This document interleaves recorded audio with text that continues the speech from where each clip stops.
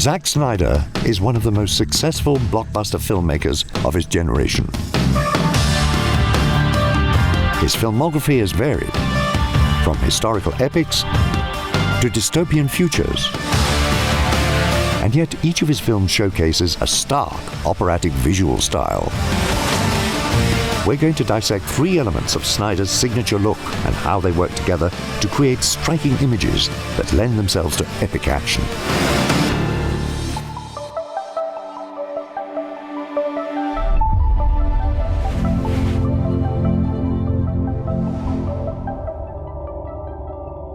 Before we get started, don't forget to subscribe and click the bell to stay up to date with more filmmaking videos. Arguably, the most obvious element of Zack Snyder's style is his penchant for slow motion. Like many directors, he uses it to heighten the intended mood of a shot, where tragedy becomes more tragic and romance becomes more romantic.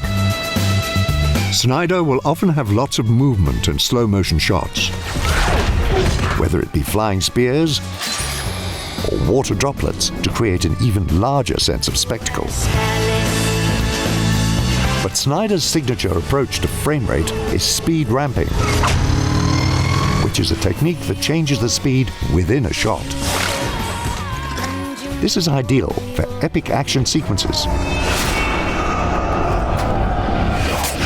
Here, we see Snyder shifting between fast motion and slow motion. These sequences were shot anywhere from 100 to 360 frames per second, allowing Snyder to toggle in and out of slow motion in post-production. Snyder's use of speed ramping creates a rhythm in the action without needing to cut, moving from one jaw-dropping moment to the next. For more on frame rate, check out our previous video. Zack Snyder's manipulation of frame rate makes everything heightened, as does our next technique. Hello, darkness, my old friend. Zack Snyder is known for the dark tone he has brought to the comic book genre. His films are often grim and gritty, aided by high contrast, a style that includes bright highlights with dark shadows in the same image. I've always been a fan of slightly desaturated and high contrast imagery. That's just aesthetically what I'm attracted to. The first step to get this look is with low-key lighting, which uses a strong key light and little to no fill light to create stark shadows. In Snyder's imagery, we often see this as backlit figures in silhouette.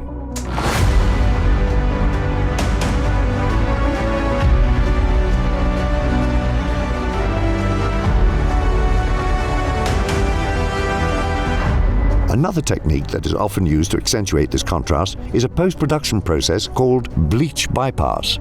This is a film developing technique that typically pushes the contrast, increases the grain, and desaturates the colors.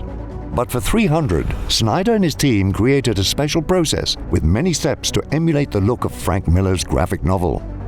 One of the devices that we use to create that high contrast look is called crushing, where we take all the digital information in the film and we compress it.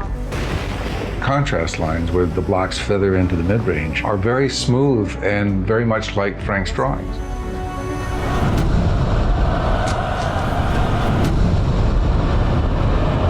Since 300, Snyder has created a similar high contrast look in his films. Did you get it?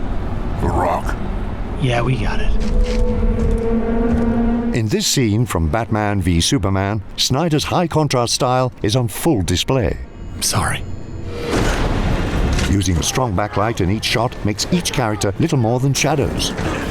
Unlike the brighter and more colorful trend in contemporary superhero movies, this high contrast backlighting gives his movies a harder edge.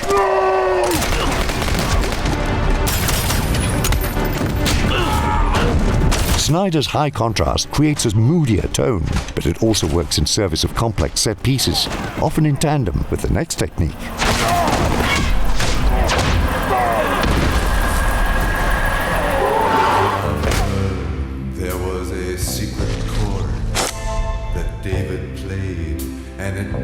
A common theme in Zack Snyder's visual style is his use of a shallow depth of field.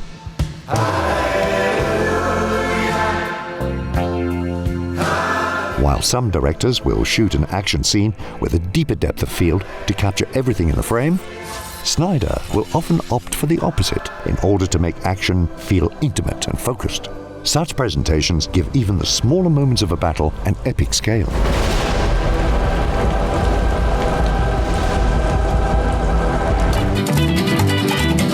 In Army of the Dead, Snyder took this love of shallow focus to the extreme. One of the lenses he shot with was a 50mm Canon Dream lens. The Canon Dream lenses are these lenses built in the 60s. The guys at Zero Optic, they took the Dream lenses completely apart and rehoused them, and so they could be cinema lenses. Using a wide-open f.95 aperture, resulting in extremely shallow focus. And by shooting wide open, it also works well with Snyder's preference for low light. I'm going to shoot the entire movie wide open. There's never going to be a stop on any lens for the entire film. In this scene, a shallow depth of field emphasizes a tragic loss. I know where she went. She's my daughter. I brought her here. I'm going to get her back. I'm not gonna let you go out there alone.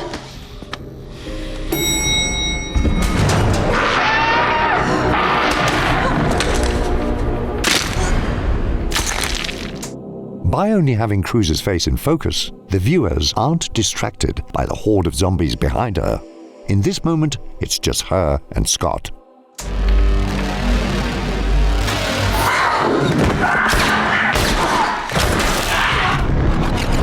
Like Snyder's other techniques, his shallow depth of field also works to create a heightened sense of drama. In this scene from Justice League, almost every shot employs very shallow focus, allowing for a dramatic focus pull to reveal Batman's arch nemesis. This technique also creates a dreamlike feel, hinting that this is Batman's nightmare. There's a reason not many other action directors use shallow depth of field the way Snyder does. It's very difficult. Shooting wide open lenses at this speed and you've got millimeters of critical focus. I mean, you have to be pretty brave to shoot the film the way you did.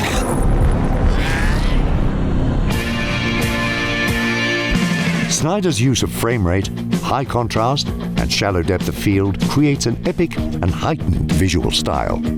Each element works together towards common goals to create the most epic shot possible that amplifies the action and injects beauty into violence. You don't need a huge budget to shoot like Zack Snyder. It all comes down to smart filmmaking decisions and extensive preparation. Snyder storyboards many of his movies, which is why his shots always appear so carefully constructed. With Studio Binder's pre-production tools, you can prepare just like Snyder. Time to write, storyboard, and schedule your own projects.